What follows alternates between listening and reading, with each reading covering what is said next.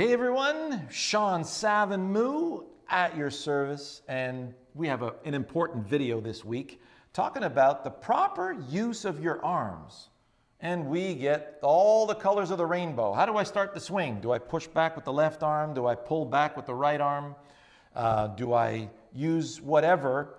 And when do I pull down? And do I pull down with that arm or do I push through with that arm? All of the answers will be revealed in this video. See you in a bit.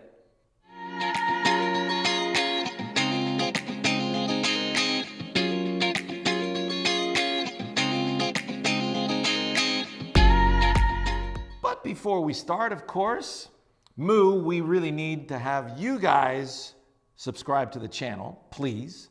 And Sav, what do they need to do after that? Give us a thumbs up and leave a comment down below. And make sure you hit the notification bell. Make sure you hit the notification bell. Yeah. Oh, yeah. The bell. The bell. Hit the bell. Yeah. Hit the bell! Now, it's Masters Week, and you're obviously going to see all the colors of the rainbow when it comes to golf swings. You got the old school guys that have won the Masters in the past, and you have the new school guys who are knocking the flipping cover off the ball. So in our podcast this week, we're talking about, how Bryson DeChambeau just went for a practice round. Yeah. And after the course was lengthened and tiger-proofed, and on top of that, now they're mowing the fairways from the greens back to the tee boxes so that the grain is against the players so they don't get a lot of roll off their drives. And they're a little bit into the grain when it comes to hitting the shots. That's why Phil's going to complete his bag with the Epic Forge because the leading edge is a little rounder. Yeah. And it's got just a hair lower center of gravity. It's going to put the ball up in the air. And it really removes a lot of the spin. Because when you're hitting blades and you're thinning blades off of that kind of turf, you're not going to benefit from it because there's way too much spin, the ball balloons, and it loses a lot of distance. And these things, as we know, like I hit this thin, my 7-iron's my 205 club now. And when I hit it thin, it's 200. So I'm really not losing a lot with it. And I thought that was a very creative thing for Phil to do. Because he already has the experience he's got 3 of these in the bag that he's really launching. Yeah. And like me, I'm 55. Phil just turned 50. He's the bomber on the Champions Tour now. Yeah. He's the Bryson of the Champions Tour, and he loves it so much that he's really benefiting from these.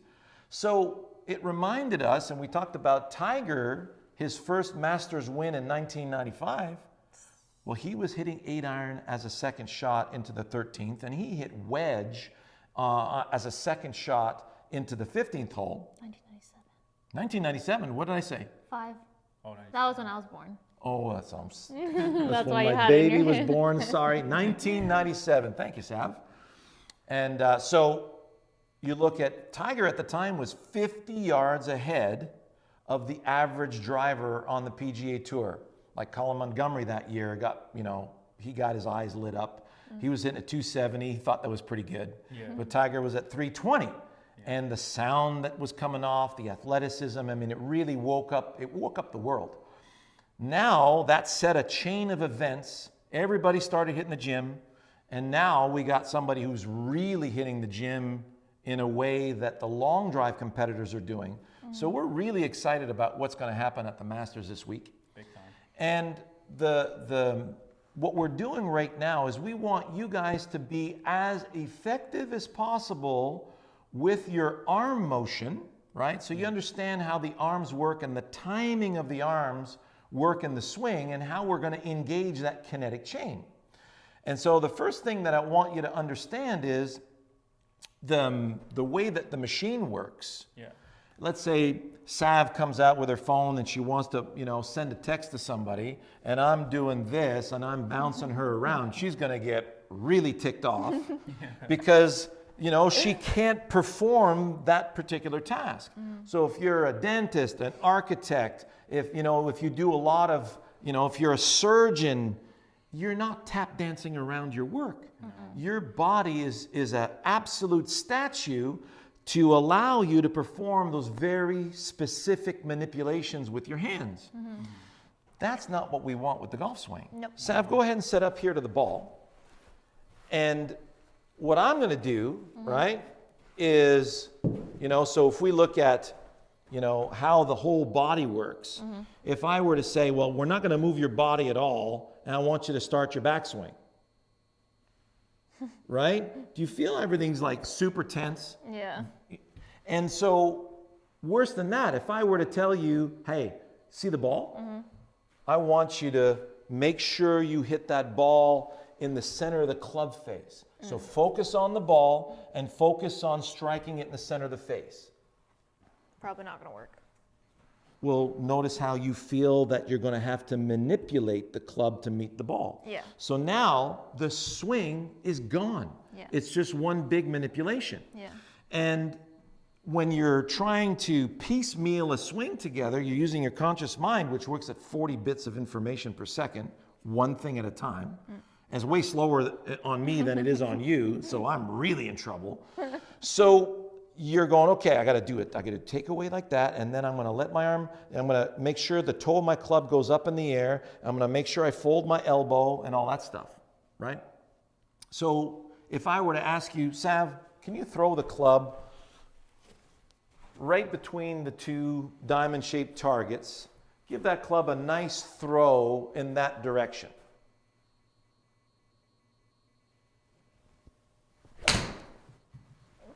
So, Yeah, I'll take that. isn't that pretty? Had to pause for a second there. So that's your 7-iron. Yeah. And that was, carry on that was 175. So Sav is also bent, look at that, right in the center of the face, 174 carry, 3-degree angle of attack downward, and start at 8 degrees to the left, and your draw side spin was 250 RPM to the right. Right? I'll So a little more closed face, you'd have been a little closer to the pin, or a little less to the left, you'd have been closer to the pin. Yeah. It just depends where the machine is aimed right now. Yeah. So, gorgeous shot. What was your thought? Just throw it into my picture. So when you're throwing the club into the picture, right, go ahead and do one, just a regular throw.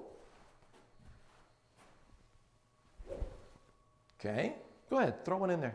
Oh, into the net? Yeah, Like yep. let it go? Yep. Fantastic. So notice Sav engages. She takes a little practice swing and she's recalling where she's sending the club, and then proceeds to let go of the club right on the spot. Yep. So because she had a place to throw the club, the kinetic chain that engaged, our kinetic chain, by the way, is a self-preserving reflex system, right? It's built in. Is this what we're doing? Yes. I'm ready. So let me see you snap a punch right here with that hand. Did you think? No. Well, why did your arms get used so well? You used your arms beautifully there, right? Yep. So the first thing that occurred is that the weight went to that lead leg. Go ahead.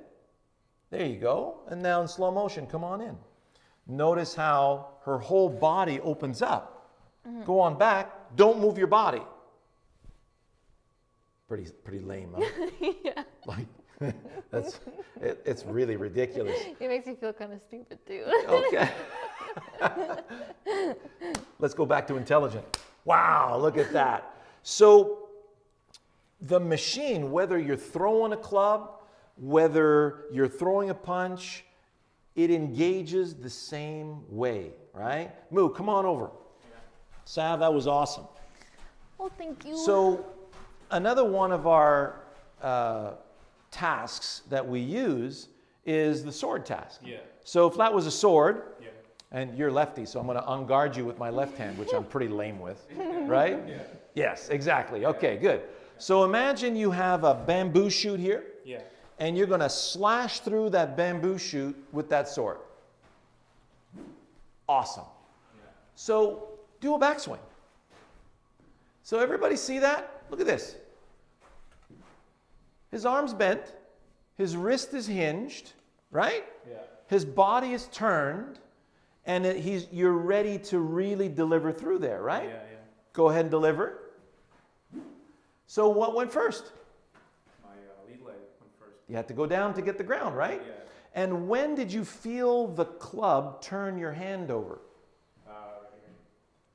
Well past, right? Yeah. So the beginning of the cut, show me where the beginning of the cut is. I'll put that down here. So look where his hand is. So his hand's way out in front. So the beginning of the cut is here. The end of the cut is there. And the point where the blade, the tip of the blade catches up with the hand is right there. That's peak speed of the swing. If I was playing hockey, I would collect the puck from here, release the puck out there. There is peak speed. So because we're cutting through, you look at our video entitled Grass Whip Training. This is a dandelion in disguise. Right. Go ahead and set up. Okay. And what you're going to be doing is with the leading edge of the club, because this is first and foremost designed to cut grass. That's why Phil is going to be using this club at the Masters, because the grain is going to be leaning against him as he's going into the greens, and he needs a leading edge that's a little less sharp, that won't catch in the grass. And he needs that higher launch with lower spin because he's going to be hitting a lot of thin shots. Yeah. It's a good tool. Love it. So now when you're cutting through the dandelion stem, you're cutting through with the leading edge of the club. So go ahead and set up. Okay. So Menashe's eyes are going to be right there between the leading edge of the club and the ball. And what you see is a dandelion stem to cut, right? Yeah, I do. So when you cut through the dandelion stem, what's going to happen to the ball? It's gonna kiss off the face. It's going to kiss off the face. Listen to this. Right? Yeah. Right? The kisser. So it's going to leap off the face in a very violent manner. So as you're cutting through, you're going to be compressing the ball into the picture. Yeah. So those are actually two very good analogies and visuals for you. Yeah, yeah. And what we did, you'll see in our premium channel, we just put together an awesome video on leverage through the hands and posture. Those are the two first videos of our off-season training, which is right now is the best time to do the off-season training so you're ready for next season. And we smoked a couple of volleyballs into the net, right? And Sav was even afraid of that. And she just, smoked it in flying colors.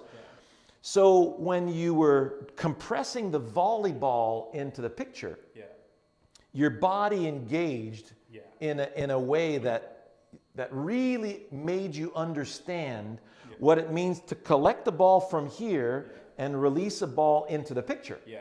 So now the Moo's new analogy is I'm going to squeeze the ball into the direction I want it to start. Right. Let's see it.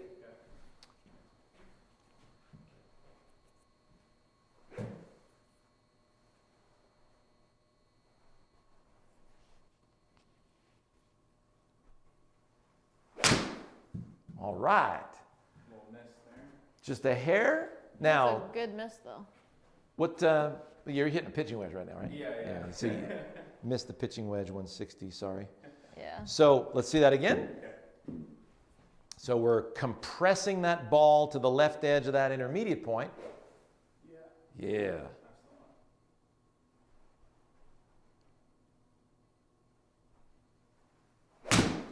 All right, much better. That was nice and You compressed. felt some good compression there? I think I just didn't trap it. No, that's fine. The I think I Righty as well too. No, I changed it. misaligned the machine a little bit. That's why Sav's missed a little I bit. changed it, babe. That's Oh, you changed it? Yeah. Thanks. that's my bad. So Okay. when you're compressing the ball in that direction, Yeah. aren't you using the weight of your arms? Yes. Yeah. I have to. Okay, Yeah. so there's where we make the transition. If I'm manipulating, my brain shuts the body down, turns you into a statue. You end up hitting yourself twice and you go nowhere, Right. right? Whereas when you're using the weight of the arms, and this is why I say hit myself twice. I'm trying to hit Moo right now. I don't move the body. I'm just going to hit myself, Yeah. right? So if I want to get to you, I need this. Yeah. You need that turn. So, and it's the same thing in the backswing. So if you don't move and you're trying to hit the ball, all you're going to do is hit yourself twice, hurt yourself. Yeah. The harder you, because then you'll feel like there's no power, and then you gotta force it and go harder, instead of using the heft of your arm club unit to squeeze the ball into the direction that you want to start it, right? Yeah. All right. Okay. So let's see you close the face a smidge more. Okay.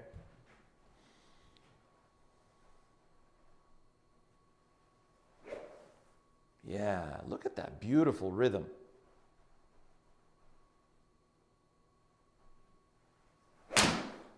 Oh yeah.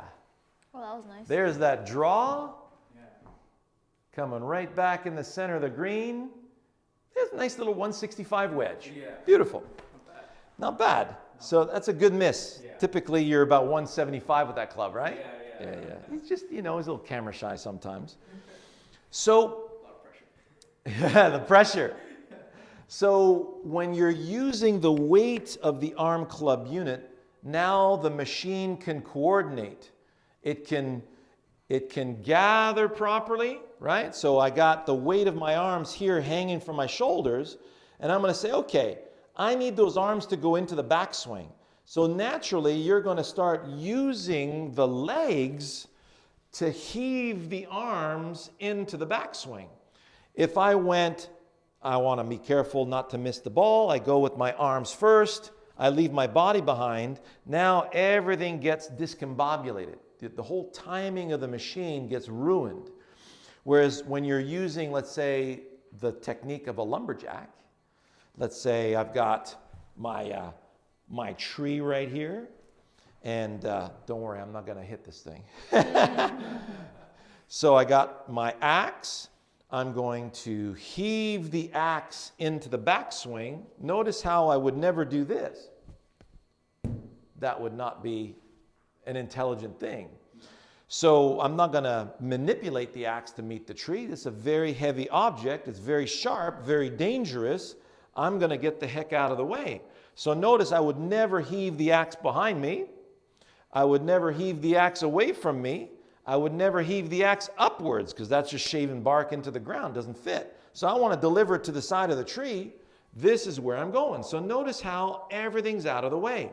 And you don't have to think about what body part to use before you swing, because when you're using the weight of the arm club unit, your body's going to figure out a way to get it into motion. And that's why you see, in the 1960s and 70s, every player on the tour had a timing mechanism. Johnny Mill used to plant the heel on the backswing. Moo and I love that one. Yeah. You know, Sav is actually doing it mentally before she starts. She can do it very, very smoothly. So some of them are, like Gary Player used to kick the knee in and go back. So everybody has that timing. You look at Matthew Wolff, that's, very emphatic, but extremely effective. He doesn't allow himself to fall into a static trap. Yeah. So when you become static and you're sitting, you're standing there over the ball and you hear the crickets going, you're thinking, how do I get this thing started? Yeah. Well, that's where you're typically going to feel the need to manipulate the club away.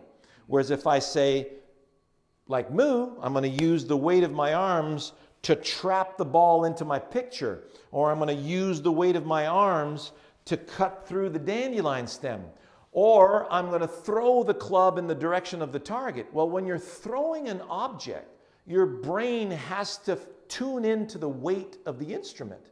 It's feeling the weight of that instinctively, and it knows when to let go of that instrument when you're throwing it out there.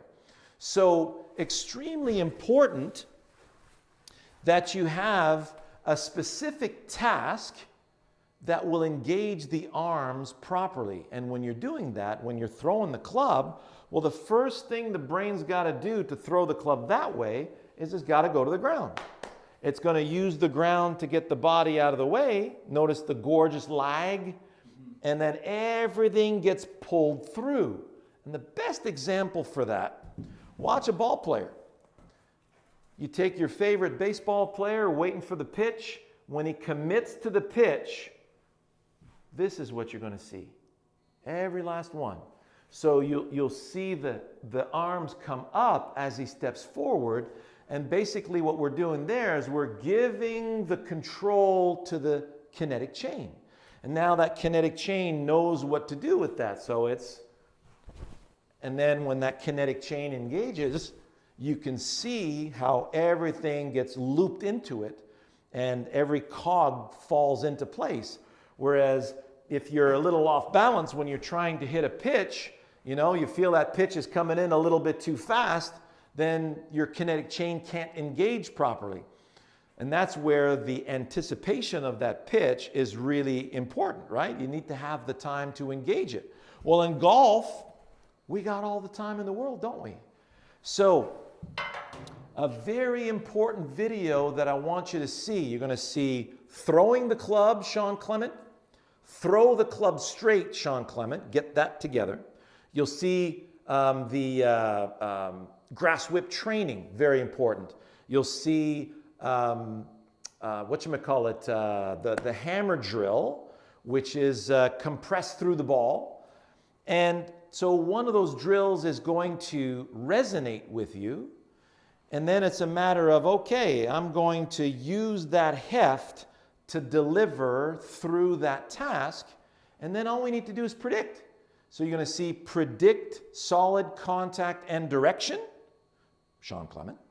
Or you'll see how to put the ball in the way of your swing, which is a video we did for Golf WRX.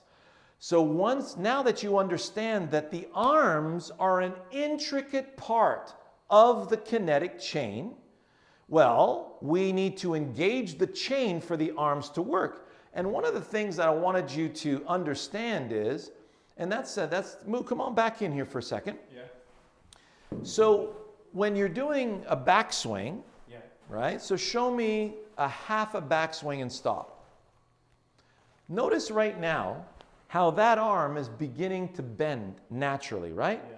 So if I were to say to you, do a backswing without bending your left arm, Okay. doesn't that feel awkward? Yeah. He goes, yeah. I can't breathe. Right? Yeah. So at one point, that trail arm, when you're going back, is going to fold naturally. Yeah. Yeah. And when it does, go ahead. Yeah. So there, when it does, it rotates the forearms and it sets the hands into this beautiful hinge on both snuff boxes. Yeah. So this hinging action that you just did there, imagine we were going fishing. Go to the top of your swing. No, stay right there. Okay. Go to the top of your backswing. Yeah. Now pretend you got a fishing pole in your hands. You're going to cast a fishing pole over my head. Fizz. Yeah. Load it. There, look at that. So naturally, that trail arm, here, do it this way toward the camera. Okay. Yeah, backswing. Now, yep, cast one over the camera. Zzz. Load it. Look at what happens. So your anatomy is already designed to do that. Yeah. So come on back facing this way now. Facing out. Go to the top of that backswing again and stop. Okay. So if that was a fishing lure in your hands, right? That club head is a lure. Yeah. Cast the fishing pole over my head here. Right? Yeah. Where did you feel the left hand cross over the right hand? Right here at this point. You guys see that? Yeah. So in golf, we're not going fishing to the parking lot. That's over there. Yeah. We're not going fishing into the ball. That's the beach. You can't catch fish from there. No. We're going fishing out into the ocean or the pond over there, right? So the target is where you're casting that fishing pole. Yeah. And did you sense where the peak speed was of that was? Yeah. Yeah. I did. Yeah. All right? So the arm motion is designed. So if you have a really good grip, thank you for reminding me of that. No problem. Go see best video on grip ever and get your grip together. And if the grip is proper and then you take your backswing, everything will tend to fold in the right place. Then all you need is a task to get you through the ball and into the picture. Yeah. Either throwing or cutting or compressing into the picture. Then you'll have everything you need as far as getting the arms synced up with the body. Right. You know, when somebody says, your arms are out racing your body. Yeah. as if that's a defect, right? Yeah. I mean, we did a video on that. Please go see that video. At one point, Brooks Koepka was struggling in one of his majors last year. He was able to scrape by. But on Saturday, he started pulling shots. Yeah, double crossing them. Right, Yeah. double crossing. And his coach says, well, your arms are out racing your body. Well, to me, that is, if you rewind back to the shots that he pulled, what was going on in his mind? There was a slight loss of focus. The same loss of focus that happened to Justin Thomas when he was on his second shot on the 16th hole at the Zozo, where he gave the tournament away, Yeah. and he blocked it way into the right hazard on that hole, on the part, because he had just nailed his driver off the tee. Yeah. And so he says, gosh darn it, I was thinking about not going left. Yeah. You can't do that. You can't do that. What did you want to do? Not what you don't want to do. Yeah. So if you have a lapse in your focus, then the timing in your swing is going to falter, because if you're not going over there, you're going over there. Yeah. Then the timing in the swing goes away, and that's where you hear those things like your arms are out racing your body. Instead, hey, I'm going to use the weight of my arm club unit to deliver into my picture. Yeah. Magically, the timing comes back. Yeah. Right? Back to defensive versus offensive thinking, right? In that regard. Exactly. Offensive thinking is I'm going where I want to go, Yeah. and defensive thinking is don't go there. Yeah. Which do you think is going to be better in the long run? Offensive. Like, it's not even close. That's right. Right? Yeah. So we hope you enjoyed that video. Have a happy Masters this week, and enjoy your next practice sessions. Moo, Yeah. thank you so much for your help, man. No problem. My pleasure. Sav, thanks very much. Anytime. Sav says bye. See you next week. Take care.